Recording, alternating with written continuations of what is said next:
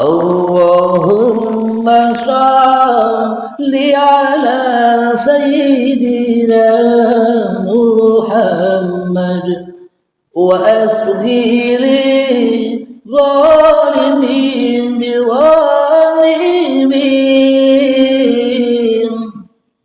وأخرجنا من بينهم سالمين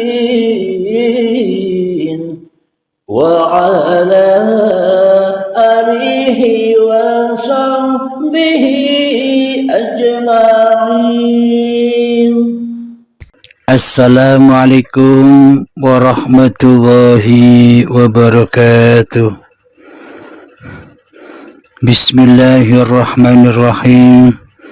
Ashhadu an la ilaha illallah wa ashhadu anna Muhammadar Rasulullah. Allahumma salli ala sayyidina Muhammad wa ala ali sayyidina Muhammad.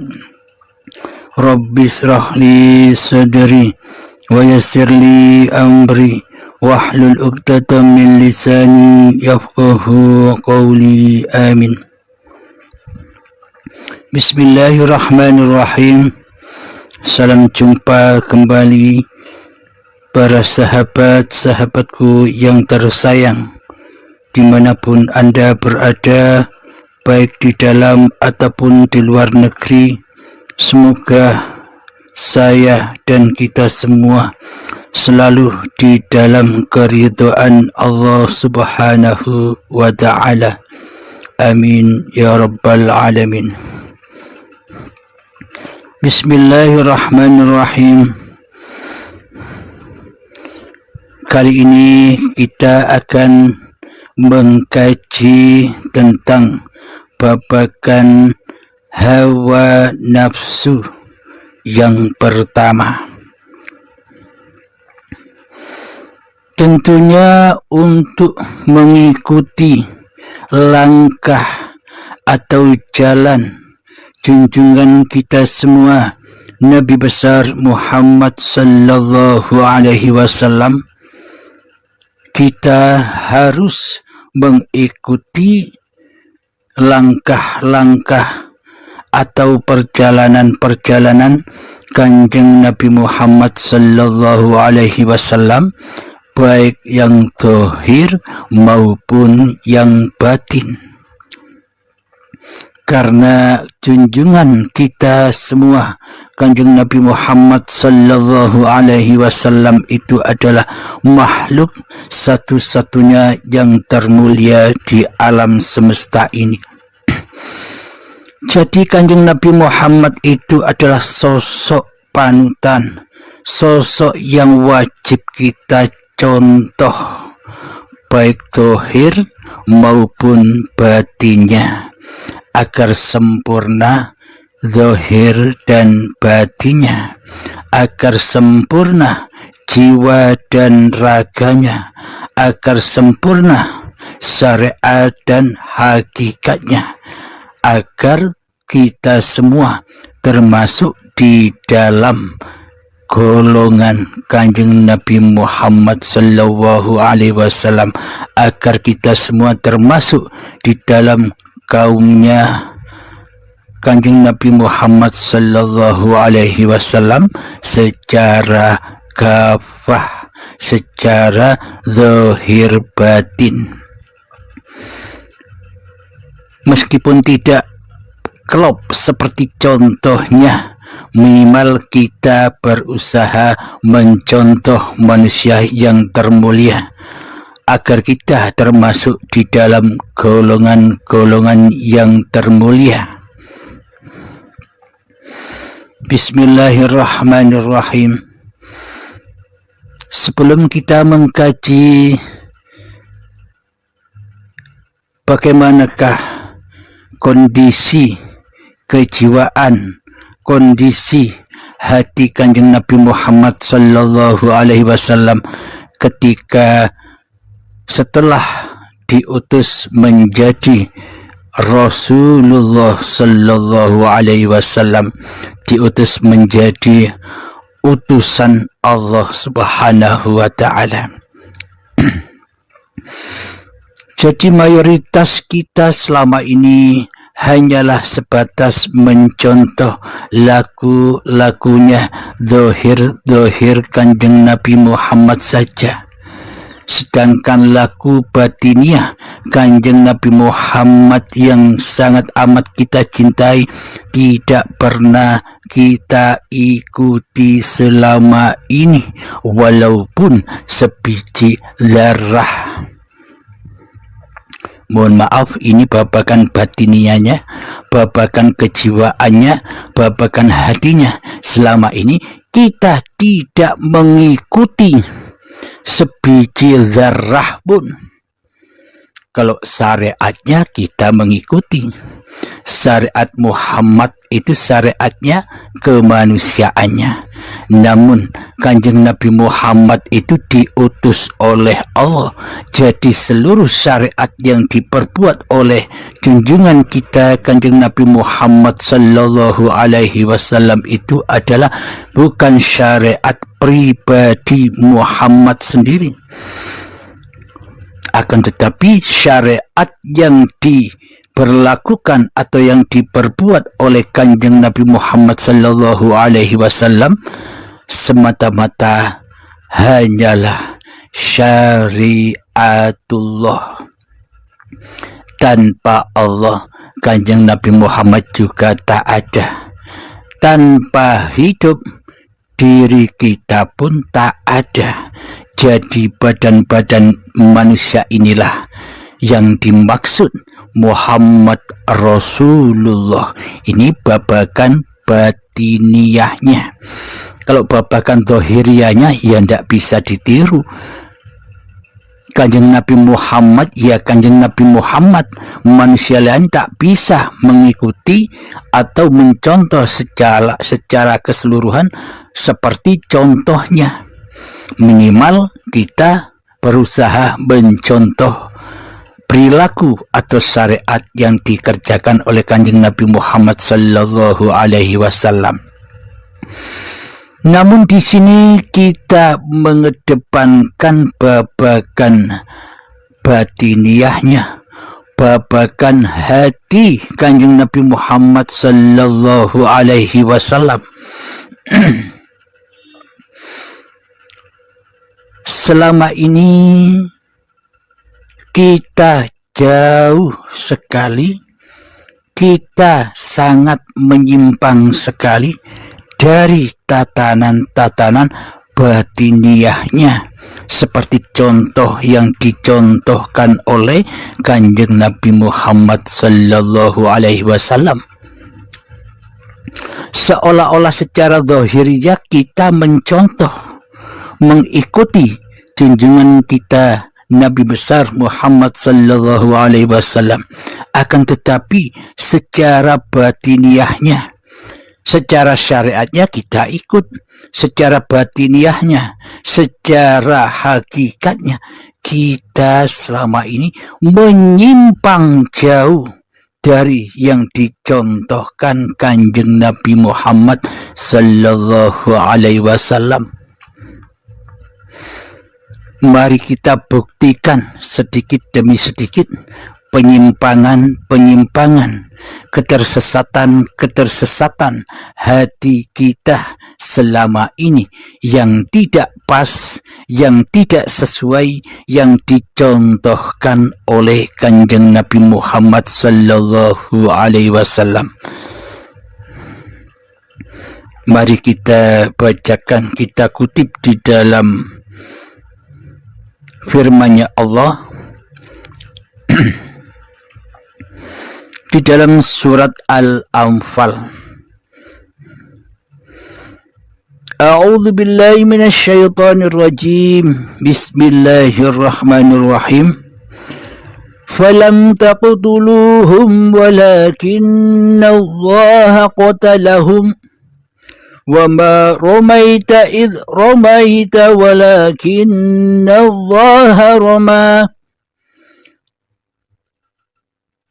وليبلي المؤمنين منه بلاء حسنا Innallaha sami'un alim. Artinya,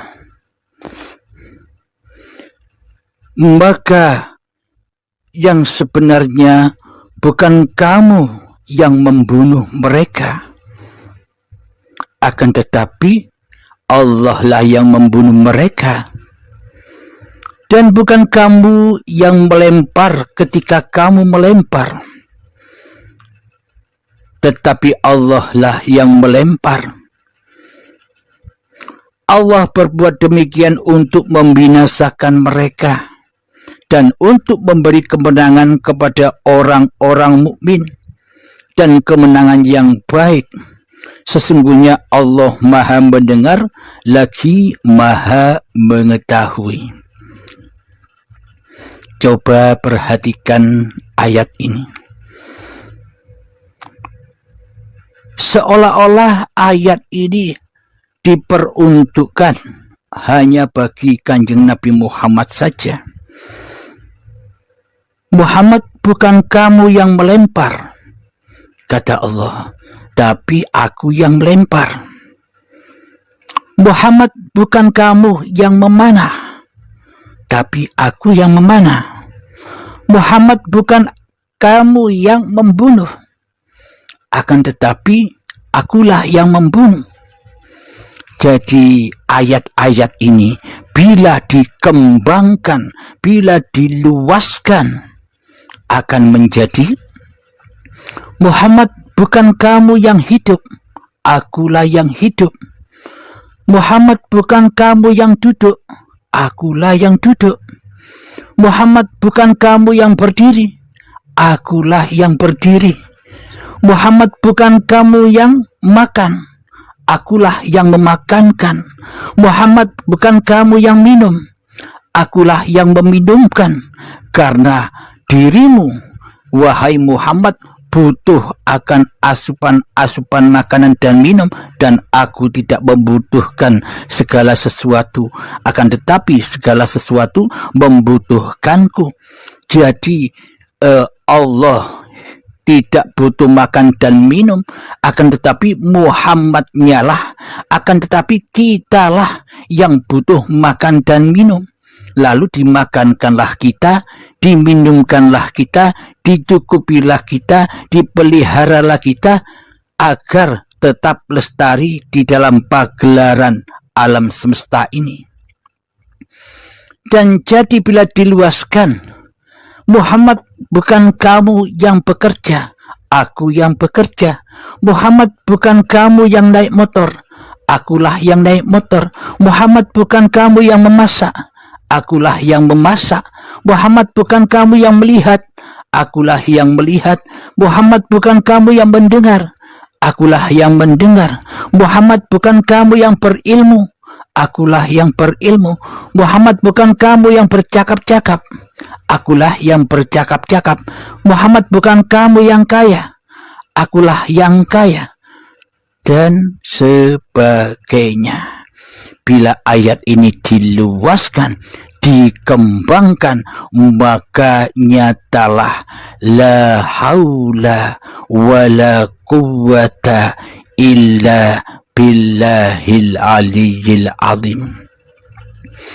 Itulah keadaan hati, itulah kesadaran jiwa Kanjeng Nabi Muhammad sallallahu alaihi wasallam terhadap Tuhan pencipta diri manusianya.